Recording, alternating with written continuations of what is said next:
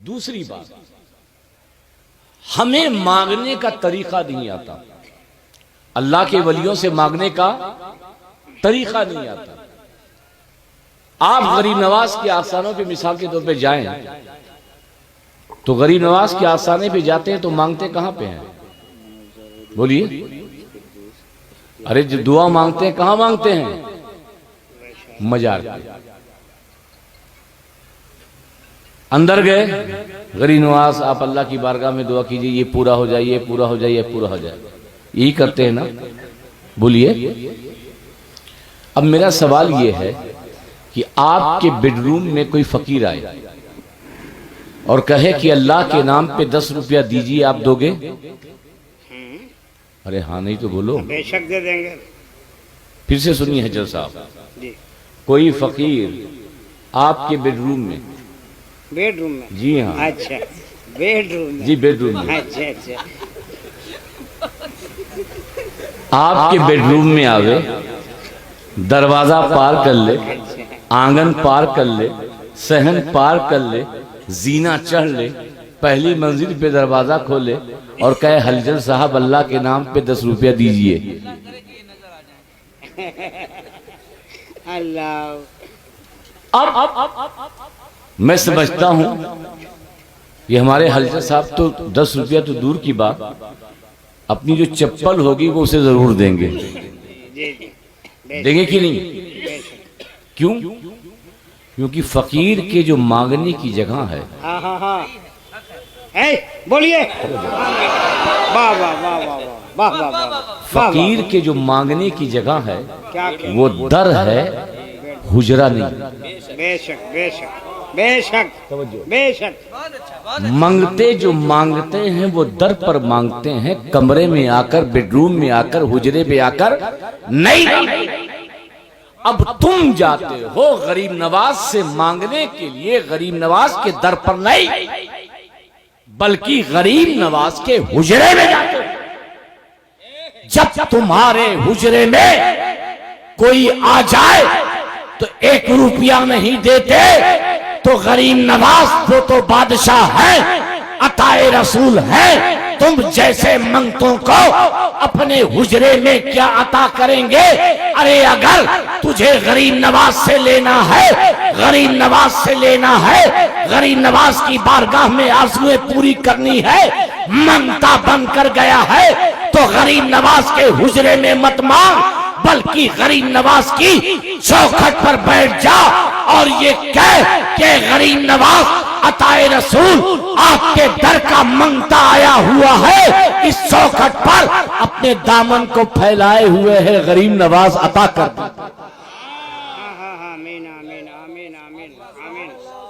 دوش دیتے ہو کہ اللہ کے ولی دیتے نہیں، دوش دیتے ہو کہ اللہ کے ولی کے پاس کچھ ہے نہیں۔ اللہ نے اپنی عطا سے پورے خزانے ولیوں کے لیے کھول دیے ہیں، انہیں دینا کام ہی ہے ان کا، مگر لینا ہمارا صحیح طریقہ نہیں ہے کہ اسے لینا کیسے چاہیے۔ بے شک بے شک۔ اب ہلچر صاحب یہ کہیں گے دیکھیے سید صاحب ہیں،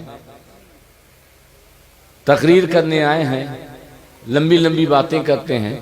میں ایک بار کچھوچے میں گیا تھا، میں نے خود دیکھا کہ مخدوم پاک کے آستانے میں اندر یہ خود کھڑے ہیں، اندر یہ خود کھڑے ہیں اور ہم سے کہہ رہے ہیں کہ مانگنا ہے تو دروازے پہ مانگیے، سائل بن کر مانگیے، منگتے بن کر مانگیے۔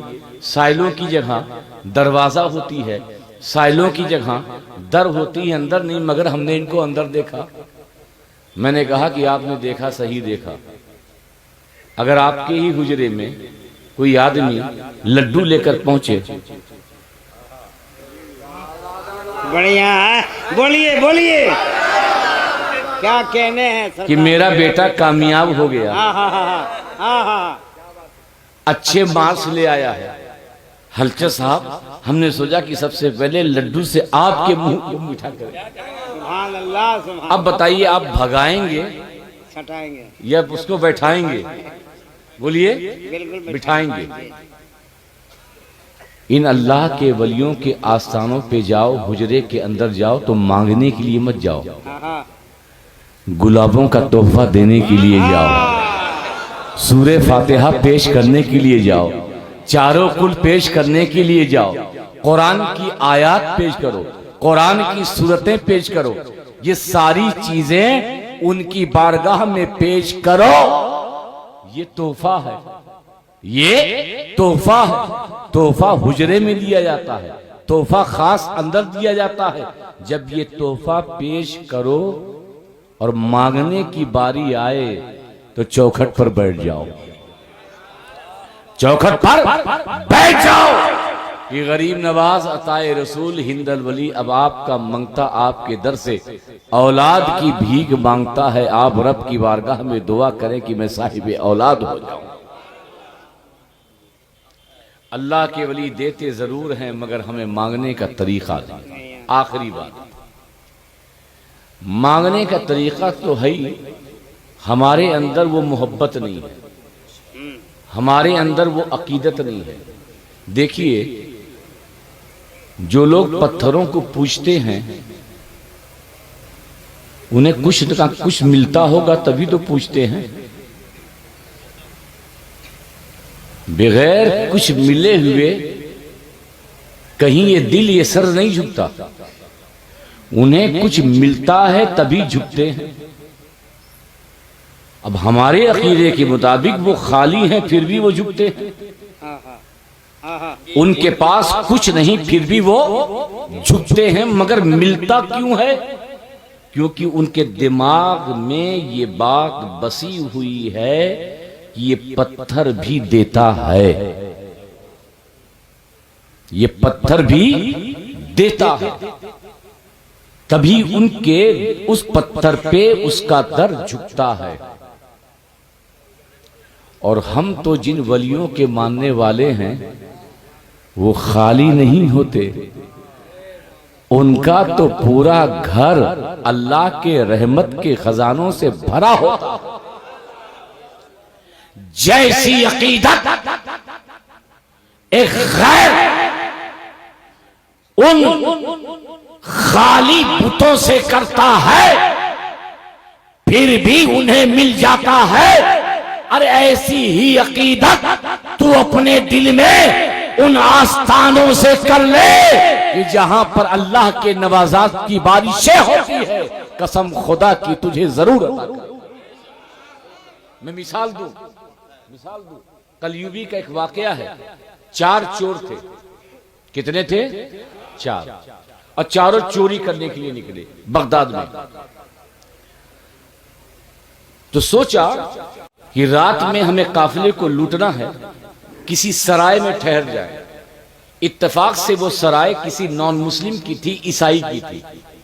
یہ چاروں جبہ پہن کر گئے اور اس سے کہا کہ ہم رات ٹھہرنا چاہتے ہیں، ہم حج کرنے کے لیے جا رہے ہیں، اگر آپ پرمیشن دو تو ہم آپ کے وہاں ٹھہر جائیں۔ میاں بیوی تھے، ایک بچہ تھا۔ کہا زہ نصیب، بڑی مقدس بارگاہ جا رہے ہو، اگر آپ ہمارے وہاں ٹھہر جاؤ گے ہمیں کوئی پرابلم نہیں ہوگی۔ وہ چاروں چور اس عیسائی کے گھر میں ٹھہر گئے۔ سمجھ رہے ہیں؟ سن رہے ہیں؟ ٹھہر گئے۔ رات ہوئی تو بیوی نے اپنے شوہر سے کہا کہ میاں اگر آپ ایک میری بات مانو تو یہ 4 اللہ والے آئے ہوئے ہیں، 4 یہ بڑی مقدس بارگاہ جا رہے ہیں، ہمارا بیٹا اپاہج ہے، نہ چل سکتا ہے، نہ اٹھ سکتا ہے، نہ بیٹھ سکتا ہے، مگر میرے دل میں یہ بار بار خیال آتا ہے اگر ان اللہ والوں سے دعا کرا دے، ان اللہ والوں سے کچھ دم کروا دے، ہو سکتا ہے کہ میرا بیٹا ٹھیک ہو جائے۔ میاں نے کہا کوئی بات نہیں، اس بیٹے کو لیا۔ میاں بیوی ان چاروں چور کے پاس آئے، کہا حضور آپ بڑی مقدس بارگاہ جا رہے ہیں، آپ مسلمان ہیں، آپ لوگوں کی نگاہوں میں تاثیر بڑی عجب ہوتی ہے، آپ اللہ کا کلام پڑھ کر کے میرے بیٹے پہ دم کر دیجئے، ہمیں یقین ہے کہ میرے بیٹے کو اس بیماری سے شفا یابی مل جائے گی۔ انہوں چور تھے، ادھر دیکھا ادھر دیکھا، اس بیٹے پہ دم کر دیا، کہا لے جاؤ۔ بیٹے کو لے کے چلے گئے، رات میں یہ قافلے کو لوٹا، لوٹ کر کے صبح آئے، سو گئے۔ 9-10 بجے جب ان کی آنکھیں کھلی تو دیکھا کہ آنگن میں ایک بچہ ٹہل رہا ہے۔ ایک نے دوسرے کو اٹھایا، دوسرے نے تیسرے کو، چوتھے کو اٹھایا۔ کہا یار تو دیکھ رہا ہے کہ نہیں؟ ہاں میں دیکھ رہا ہوں۔ کہا جو لڑکا چل نہیں سکتا تھا، جو لڑکا بیٹھ نہیں سکتا تھا، وہ خوبصورت سا لڑکا چل کیسے رہا ہے؟ کہا یار مجھے بھی تعجب ہو رہا ہے، وہ چل کیسے رہا ہے؟ جب آہٹ ہوئی کہ چاروں جاگ گئے ہیں، میاں بیوی بیٹے کو لے کر کے ان چاروں کے پاس آئے اور عرض کیا کہ اللہ نے آپ کو میرے گھر پہ بھیجا ہے، اللہ نے آپ کو میرے گھر پہ ٹھہرایا، آپ کی کیا نگاہ کی تاثیر تھی، آپ نے کیا دم کیا، جیسے ہی آپ نے دم کیا میرا بیٹا چلنے لگا۔ اب وہ چاروں چور دیکھا کہ وہ لڑکا ٹھیک ہو گیا ہے، میاں بھی اس کے پاس آئے، کہا حضور آپ نے نگاہ کرم کر دی، میرا بیٹا ٹھیک ہو گیا، میرا بیٹا چلنے لگا۔ مگر یہ چور آج جیسے چور نہیں تھے، بلکہ سوچیں کہ چلو ٹھیک ہو گیا، اب اسے پیسہ کمائیں، بلکہ ان کی آنکھوں میں آنسو آ گئے، آنکھوں میں آنسو آ گئے، اور کہا کہ میں اللہ کا ولی نہیں ہوں، بلکہ ہم چاروں چور ہیں، ہم چاروں چور ہیں۔ مگر تیرے دل میں یہ عقیدہ تھا کہ اللہ کا ولی اگر کسی پر نگاہ ڈال دے تو اگر وہ چلتا نہ ہو تو اس کے نگاہ کے فیض سے چلنے لگے گا۔ غیر مسلم ہے، عیسائی ہے، عقیدہ دل میں یہ تھا کہ اللہ کے ولی کی نظر ہو جائے تو اپاہج بچہ چلنے لگے گا۔ ارے اسی عقیدے نے چور سے عقیدت ماندی، اور اس عقیدت کا نتیجہ یہ ہوا کہ بچہ چلنے لگا۔